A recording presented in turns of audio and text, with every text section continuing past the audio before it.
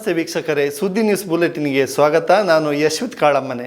ಬೆಳ್ಳಾರೆ ಅಜಪಿಲ ಶ್ರೀ ಮಹಾಲಿಂಗೇಶ್ವರ ದೇವರ ವಾರ್ಷಿಕ ಜಾತ್ರೋತ್ಸವ ಪ್ರಾರಂಭಗೊಂಡಿದ್ದು ಫೆಬ್ರವರಿ 16ರವರೆಗೆ ಬ್ರಹ್ಮಶ್ರೀ ವೇದಮೂರ್ತಿ ನೀಲೇಶ್ವರ ಉಚ್ಚಿಲತ್ತಾಯ ಪದ್ಮನಾಭ ತಂತ್ರಿಗಳ ನೇತೃತ್ವದಲ್ಲಿ ವಿವಿಧ ಧಾರ್ಮಿಕ ಕಾರ್ಯಕ್ರಮಗಳೊಂದಿಗೆ ನಡೆಯುತ್ತಿದೆ. ಬೆಳಗ್ಗೆ ಗಣಪತಿ ಹವನ, ಉಷಾ ಪೂಜೆ ನಡೆಯಿತು. ಗಂಟೆ ಶಿವೇಲಿ ನವಕ ಕಲಶಾಭಿಷೇಕ ನಡೆದ ಬಳಿಕ ಮಧ್ಯಾಹ್ನ ಮಹಾಪೂಜೆ, ಶಿವೇಲಿ ಅನ್ನಪ್ರಸಾದ ನಡೆಯಿತು. ರಾತ್ರಿ ಪೂಜೆ, ನೃತ್ಯ ಬಲಿ ನಡೆಯಿತು. ಪಂಚಸೀಮೆ ದೇವಾಲಯ ಶ್ರೀ ಸದಾಶಿವ ಪರಿವಾರ ಪಂಚಲಿಂಗೇಶ್ವರ ದೇವಸ್ಥಾನದಲ್ಲಿ ಮಹಾಶಿವರಾತ್ರಿ ಪ್ರಯುಕ್ತ ಇಂದು ಮುಂಜಾನೆಯಿಂದ ರಾತ್ರಿ ತನಕ ವಿವಿಧ ವೈದಿಕ ಕಾರ್ಯಕ್ರಮಗಳು ಜರುಗಲಿದೆ. ಭಜನಾ ಸಂಕೀರ್ತನೆ ಕಾರ್ಯಕ್ರಮವನ್ನು ದೇಗುಲದ ವ್ಯವಸ್ಥಾಪನಾ ಸಮಿತಿ ಅಧ್ಯಕ್ಷರಾದ ಡಾಕ್ಟರ್ ದೇವಪ್ರಸಾದ್ ಕಾನತ್ತೂರ್ ಅವರು ದೀಪ ಪ್ರಜ್ವಲನೆ ಮಾಡುವ ಮೂಲಕ ಚಾಲನೆ ನೀಡಿದರು. ಈ ಸಂದರ್ಭದಲ್ಲಿ ವ್ಯವಸ್ಥಾಪನಾ ಸಮಿತಿ ಸದಸ್ಯರಾದ ಧರ್ಮಣ್ಣ ನಾಯ್ಕ ಗರಡಿ ಉಪಸ್ಥಿತರಿದ್ದರು. ಪಂಚಸೀಮೆಯ ಶ್ರೀ ಸದಾಶಿವ ಪರಿವಾರ ಪಂಚಲಿಂಗೇಶ್ವರ ದೇವಸ್ಥಾನದಲ್ಲಿ ಇಂದು ಮಹಾಶಿವರಾತ್ರಿ ಆಚರಣೆ ವಿವಿಧ ಧಾರ್ಮಿಕ ಕಾರ್ಯಕ್ರಮಗಳೊಂದಿಗೆ ನಡೆಯುತ್ತಿದ್ದು, ಶ್ರೀ ಕಪಿಲೇಶ್ವರ ದೇವಸ್ಥಾನ ಚಾರೋಕ ಇದರ ವ್ಯವಸ್ಥಾಪನಾ ಸಮಿತಿ ಅಧ್ಯಕ್ಷರಾದ ಡಾಕ್ಟರ್ ಧರ್ಮಪಾಲ ಕರಂದ್ಲಾಜೆ ಹಾಗೂ ಮಾಜಿ ವ್ಯವಸ್ಥಾಪನಾ ಸಮಿತಿ ಅಧ್ಯಕ್ಷ ಮೋಹನಗೌಡ ಇಡ್ಯರ್ಕ ಇವರ ನೇತೃತ್ವದಲ್ಲಿ ವ್ಯವಸ್ಥಾಪನಾ ಸಮಿತಿಯ ಸದಸ್ಯರು ಹಾಗೂ ಚಾರ್ವಕದ ಭಕ್ತಾದಿಗಳು, ಊರ ಭಕ್ತಾದಿಗಳು ಪಾದಯಾತ್ರೆ ಮೂಲಕ ಚಾರ್ವಕ ಎಡಮಂಗಲ ಪುಳಿಕೊಕ್ಕು ಮಾರ್ಗವಾಗಿ ಪಂಚಸೀಮೆ ಶ್ರೀ ಸದಾಶಿವ ಪರಿವಾರ ಪಂಚಲಿಂಗೇಶ್ವರ ದೇಗುಲಕ್ಕೆ ಪಾದಯಾತ್ರೆಯಲ್ಲಿ ಆಗಮಿಸಿದರು. ಪಂಚಸೀಮೆ ಬ್ಯಾಂಕ್ ಬಳಿ ಅವರನ್ನು ದೇವಳದ ವತಿಯಿಂದ ಸ್ವಾಗತಿಸಲಾಯಿತು. ಬಳಿಕ ವ್ಯವಸ್ಥಾಪನಾ ಸಮಿತಿಯವರು ಸೀಮೆ ಭಕ್ತರು ಅವರೊಂದಿಗೆ ಪಾದಯಾತ್ರೆಯಲ್ಲಿ ದೇವಳಕ್ಕೆ ತೆರಳಿದರು. ಕೊಳಂಬೆ ಪುಟ್ಟಣಗೌಡ ಮಾಸ್ಟರ್ ಕನ್ನಡ ಸಾಹಿತ್ಯದಲ್ಲಿ ಅದ್ಭುತವಾದ ಸಾಧನೆಯನ್ನು ಮಾಡಿದ್ದಾರೆ. ಒಂದು ವಿಸ್ಮಯದ ವ್ಯಕ್ತಿತ್ವವಾಗಿ ಅವರು ನಮ್ಮ ಜೊತೆಗಿದ್ದಾರೆ. ಅಚ್ಚಗನ್ನಡದ ಗಾರುಡಿಗ ಎಂಬ ಶೀರ್ಷಿಕೆ ಈ ಪುಸ್ತಕಕ್ಕೆ ನೀಡಿರುವುದು ಸರಿಯಾಗಿಯೇ ಇದೆ ಎಂದು ಕವಿ ಹಾಗೂ ವೈದ್ಯ ಡಾಕ್ಟರ್ ರಮಾನಂದ ಬನ್ನಾರಿ ಅವರು ಹೇಳಿದರು. ಅವರು ಡಾಕ್ಟರ್ ಪೂವಪ್ಪ ಕಣಿಯೂರ್ ಅವರು ಬರೆದ ಅಚ್ಚಗನ್ನಡ ಗಾರುಡಿಗ ವಿದ್ವಾನ್ ಕೊಳಂಬೆ ಪುಟ್ಟಣಗೌಡ ಕೃತಿ ಬಿಡುಗಡೆ ಸಮಾರಂಭದಲ್ಲಿ ಕೃತಿ ಬಿಡುಗಡೆಗೊಳಿಸಿ ಮಾತನಾಡಿದರು. ಕೊಳಂಬೆಯವರು ಕನ್ನಡ ಸಾಹಿತ್ಯದಲ್ಲಿ ವಿಶಿಷ್ಟ ಸಾಧನೆ ಮಾಡಿದವರು. ಅವರನ್ನು ಸ್ಮರಿಸದೆ ಮುಂದುವರಿದರೆ ಅಪರಾಧವಾದೀತು. ಅವರ ಕಾಲೂರ ಚಿಲುವೆ ಕೃತಿ ಮಹಾಕಾವ್ಯದ ಎಲ್ಲ ಅಂಶಗಳನ್ನು ಒಳಗೊಂಡಿದೆ. ಅಂತಹ ಪಂಡಿತ ಪರಂಪರೆ ಕವಿ ಅವರು ಎಂದು ಡಾಕ್ಟರ್ ಬನಾರಿ ಹೇಳಿದರು. ಸಂಧ್ಯಾರಶ್ಮಿ ಸಾಹಿತ್ಯ ಸಂಘ ಸುಳ್ಯದರ ವತಿಯಿಂದ ಈ ಕೃತಿ ಬಿಡುಗಡೆ ಸಮಾರಂಭವನ್ನು ಇಂದು ಸುಳ್ಯದ ಸಂಧ್ಯಾರಶ್ಮಿ ಸಭಾಭವನದಲ್ಲಿ ಏರ್ಪಡಿಸಲಾಗಿತ್ತು. ಗಾಯಕ ಹಾಗೂ ನಿವೃತ್ತ ಪ್ರಾಚಾರ್ಯ KR ಗೋಪಾಲಕೃಷ್ಣನು ಕಾರ್ಯಕ್ರಮದ ಅಧ್ಯಕ್ಷತೆ ವಹಿಸಿದ್ದರು. ಲೇಖಕ ಹಾಗೂ ಅಂಕಣಕಾರ ಅರವಿಂದ ಚೊಕ್ಕಾಡಿಯವರು ಕೃತಿ ಕುರಿತು ಮಾತನಾಡಿದರು. ವೇದಿಕೆಯಲ್ಲಿ ಸಾಹಿತಿ ನಾಗಪ್ಪಗೌಡ ಕುತ್ಯಾಳ, ಡಾಕ್ಟರ್ S ರಂಗಯ್ಯ ಮೊದಲಾದವರು ಉಪಸ್ಥಿತರಿದ್ದರು.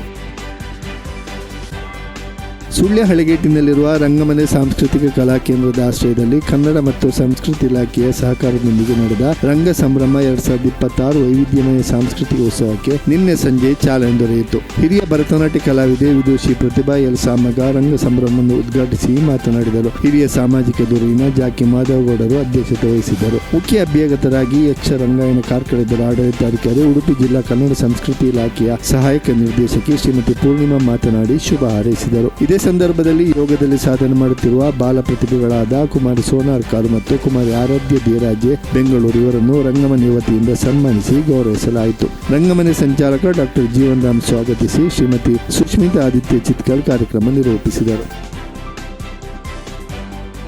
ಸುಳ್ಯದಲ್ಲಿ ಪ್ರಧಾನ ಕಚೇರಿ ಹೊಂದಿರುವ Shri Venkataramana credit cooperative society ನಿಯಮಿತ ಇದರ ನೂತನ ಶಾಖೆ ಮೂರ್ನಾಡಿನಲ್ಲಿ ಇಂದು ಉದ್ಘಾಟನೆಗೊಂಡಿತು. ನೂತನ ಶಾಖೆಯನ್ನು ವಿರಾಜಪೇಟೆ ವಿಧಾನಸಭಾ ಕ್ಷೇತ್ರದ ಶಾಸಕ ಹಾಗೂ ಮುಖ್ಯಮಂತ್ರಿಗಳ ಕಾನೂನು ಸಲಹೆಗಾರ S ಪೊನ್ನಣ್ಣರವರು ಉದ್ಘಾಟಿಸಿ ಶುಭ ಹಾರೈಸಿದರು. ಈ ಸಂದರ್ಭದಲ್ಲಿ ವೆಂಕಟರಮಣ ಕ್ರೆಡಿಟ್ ಕೋಆಪರೇಟಿವ್ ಸೊಸೈಟಿ ಅಧ್ಯಕ್ಷ KC ಸದಾನಂದ, ಉಪಾಧ್ಯಕ್ಷ ದಿನೇಶ್ ಮಣಪ್ಪಾಡಿ, ಕೊಡಗು ಗೌಡ ಸಮಾಜ ಒಕ್ಕೂಟದ ಅಧ್ಯಕ್ಷ ಆನಂದ್ ಕರಂದಾಜೆ, ಮೂರ್ನಾಡು ವರ್ತಕರ ಸಂಘದ ಅಧ್ಯಕ್ಷ ಅರುಣ್ ಅಪ್ಪಚ್ಚು, ಪೊನ್ನಂಪೇಟೆ ತಾಲೂಕು ಗ್ಯಾರಂಟಿ ಅನುಷ್ಠಾನ ಸಮಿತಿ ಅಧ್ಯಕ್ಷ ಕಾಡಿಮಾಡ ಪ್ರಶಾಂತ್, ಕೊಡಗು ಜಿಲ್ಲೆ ಚೇಂಬರ್ ಕಾಮರ್ಸ್ ಉಪಾಧ್ಯಕ್ಷ ನವೀನ್ ನಂಬೆಕಲ್ಲು, ಮೂರ್ನಾಡು ಗೌಡ ಸಮಾಜದ ಅಧ್ಯಕ್ಷ ಪಾಣತಲೆ T ಹರೀಶ್, ಕಾಂತೂರು ಮೂರ್ನಾಡು ಪಂಚಾಯತಿ ಅಧ್ಯಕ್ಷ ಕುಶಾನ್ ರೈ, ಸಂಘದ ನಿರ್ದೇಶಕರು ಉಪಸ್ಥಿತರಿದ್ದರು.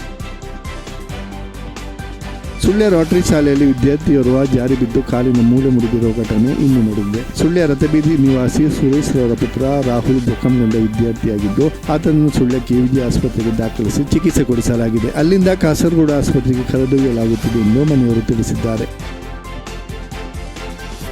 ಸುದ್ದಿ ನ್ಯೂಸ್ ಬುಲೆಟಿನ್ನಲ್ಲಿ ಈಗ ಒಂದು ಪುಟ್ಟ ವಿರಾಮ. ನಮಸ್ತೆ ವೀಕ್ಷಕರೇ, ಸುದ್ದಿ ನ್ಯೂಸ್ ಬುಲೆಟಿನ್ಗೆ ಸ್ವಾಗತ. ನಾನು ರೇಖಾ ಸುಭಾಷ್. ನಾನು ದಯಾನಂದ ಕೊರತೋಡಿ. ನಾನು ಪ್ರಜ್ಞಾ ಸಾಲ್ಯಾನ್ ಕೇರ್ಪಳ. ನಾನು ಯಶ್ವಿತ್ ಕಾಳಮ್ಮನೆ. ನಾನು ಜಯಶ್ರೀ ಕೊಯ್ಗೋಡಿ. ನಾನು ಶಿವಪ್ರಸಾದ್ ಆಲಿಟಿ. ನಾನು ಪೂಜಶ್ರೀ. ನಾನು ದುರ್ಗಾಕುಮಾರ್ ನಾಯರ್ಕೆರೆ.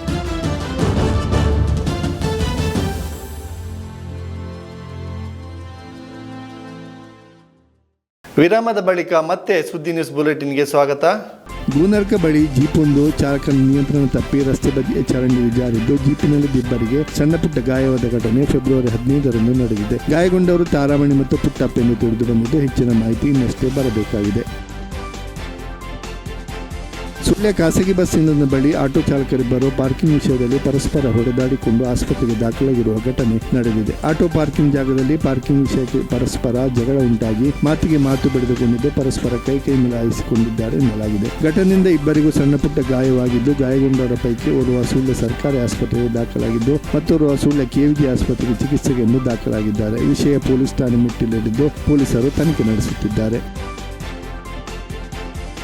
ಚೆಂಬು ಗ್ರಾಮದ ದಬ್ಬಡ್ಕ ಪರಿಸರದ ತೋಟಗಳಿಗೆ ಫೆಬ್ರವರಿ 13 ರಾತ್ರಿ ನುಗ್ಗಿದ ಕಾಡಾನೆಗಳು ಅಪಾರ ಕೃಷಿ ನಾಶಪಡಿಸಿ ನಷ್ಟ ಉಂಟು ಮಾಡಿದೆ. ಹೊಸೂರು ರಾಮನಗೌಡ ಮತ್ತು ಹೊಸೂರು ಪಳಂಗಪ್ಪ ಹಾಗೂ ಹೊಸೂರು ರಮೇಶ್ರವರ ತೋಟಕ್ಕೆ ದಾಳಿ ಮಾಡಿ ಗದ್ದೆ ಹಾಗೂ ತೋಟವನ್ನು ಸರ್ವನಾಶ ಮಾಡಿದೆ. ಈಗಾಗಲೇ ಹಳದಿ ರೋಗ ಬಂದು ಅಡಿಕೆ ತೋಟವನ್ನು ಕಳೆದುಕೊಂಡಿರುವ ರೈತರಿಗೆ ಬೆನ್ನಿನ ಮೇಲೆ ಬರೆ ಎಳೆದಂತಾಗಿದೆ. ಪದೇ ಪದೇ ಕಾಡಾನೆಗಳ ದಾಳಿಯಿಂದಾಗಿ ರೈತರು ಕಂಗೆಟ್ಟಿದ್ದು ಕಷ್ಟವನ್ನು ಅನುಭವಿಸುತ್ತಿದ್ದಾರೆ. ಸ್ಕೂಟಿ ಸವಾರ ನಿಯಂತ್ರಣ ತಪ್ಪಿ ಕುಕ್ಕುಮಳ ಸೇತುವೆ ಮೇಲಿನಿಂದ ಕೆಳಗೆ ಬಿದ್ದು ಸ್ಕೂಟಿ ಜಖಂಗೊಂಡು ಸವಾರ ಸಣ್ಣಪುಟ್ಟ ಗಾಯದಿಂದ ಪ್ರಾಣಾಪಾಯದಿಂದ ಪಾರಾದ ಘಟನೆ ನಿನ್ನೆ ರಾತ್ರಿ ವೇಳೆ ಸಂಭವಿಸಿದೆ. ಗಾಯಗೊಂಡ ವ್ಯಕ್ತಿ ಅಂಜಿಕರ್ ಸುಂದರ್ ನಾಯ್ಕ ಅವರ ಪುತ್ರ ರವಿಚಂದ್ರ ನಾಯ್ಕ ಎಂದು ತಿಳಿದು ಬಂದಿದೆ. ಅವರು ರಾತ್ರಿ ಸುಮಾರು 8 ಗಂಟೆಗೆ ಸುಳ್ಯದಿಂದ ಮನೆ ಕಡೆ ಹೋಗುತ್ತಿದ್ದ ವೇಳೆ ಈ ಅವಘಡ ಸಂಭವಿಸಿದೆ. ಈ ಮೊದಲು ಇದೇ ಜಾಗದಲ್ಲಿ ಆಟೋ ರಿಕ್ಷಾವೊಂದು ಚಾಲಕ ನಿಯಂತ್ರಣ ತಪ್ಪಿ ಸೇತುವೆ ಮೇಲಿಂದ ಕೆಳಗೆ ಬಿದ್ದಿತ್ತು. ಈ ಎಲ್ಲ ಘಟನೆಗೆ ಸೇತುವೆಗೆ ತಡೆ ಬೇಲಿ ಇಲ್ಲದಿರುವುದು ಕಾರಣ ಎಂದು ಸ್ಥಳೀಯರು ಮಾತನಾಡಿಕೊಳ್ಳುತ್ತಿದ್ದಾರೆ. ಸಂಬಂಧಪಟ್ಟವರು ಕೂಡಲೇ ಕ್ರಮ ಕೈಗೊಂಡು ಮುಂದೆ ಉಂಟಾಗಬಹುದಾದ ಹೆಚ್ಚಿನ ಅನಾಹುತವನ್ನು ತಪ್ಪಿಸಬೇಕೆಂದು ಆಗ್ರಹಿಸಿದ್ದಾರೆ. ಕನಕಮಜಲ್ ಗ್ರಾಮದ ಸುಣ್ಣಮೂಲೆ ಅಂಗನವಾಡಿ ಸಹಾಯಕಿ ಶ್ರೀಮತಿ ಜಯಂತಿ ಎಂಬುವರು ಅಸೌಖ್ಯದಿಂದ ಮಂಗಳೂರಿನ ಆಸ್ಪತ್ರೆಯಲ್ಲಿ ನಿಧನರಾದರು. ಅವರಿಗೆ ಸುಮಾರು 53 ವರ್ಷ ವಯಸ್ಸಾಗಿತ್ತು. ಪಂಜದ ಪಲ್ಲೋಡಿ ಮಂಜುನಾಥರ ಪತ್ನಿ ಶ್ರೀಮತಿ ರುಕ್ಮಿಣಿಯವರು ಅಲ್ಪಕಾಲದ ಸೌಖ್ಯದಿಂದ ಮಂಗಳೂರಿನ ಆಸ್ಪತ್ರೆಯಲ್ಲಿ ನಿಧನರಾದರು. ಅವರಿಗೆ 65 ವರ್ಷ ವಯಸ್ಸಾಗಿತ್ತು. ಕರ್ನಾಟಕ ಬ್ಯಾಂಕ್ ಸುಳ್ಯ ಶಾಖೆಯ ನಿವೃತ್ತ ಸಿಬ್ಬಂದಿ 50 ಗ್ರಾಮದ ಅಡಕಮನೆ ಜಯರಾಮ್ ಭಟ್ ಎಂಬುವರು ಅಲ್ಪಕಾಲದ ಸೌಖ್ಯದಿಂದ ಫೆಬ್ರವರಿ 15ರಂದು ಸ್ವಗೃಹದಲ್ಲಿ ನಿಧನರಾದರು. ಅವರಿಗೆ 78 ವರ್ಷ ವಯಸ್ಸಾಗಿತ್ತು. ಜಯನಗರ ನಿವಾಸಿ ಅಬ್ದುಲ್ ರೆಹಮಾನ್ ಸಕಲೇಶ್ಪುರ ದೀರ್ಘಕಾಲದ ಸೌಖ್ಯದಿಂದ ನಿನ್ನೆ ರಾತ್ರಿ ಜಯನಗರ ಮನೆಯಲ್ಲಿ ನಿಧನರಾದರು. ಅವರಿಗೆ 50 ವರ್ಷ ವಯಸ್ಸಾಗಿತ್ತು. ಇದು ಈವರೆಗಿನ ಅಪ್ಡೇಟ್ಸ್. ನಿರಂತರ ಸುದ್ದಿಗಾಗಿ ನೋಡ್ತಾ ಇರಿ ಸುದ್ದಿ ನ್ಯೂಸ್ ವೆಬ್ಸೈಟ್.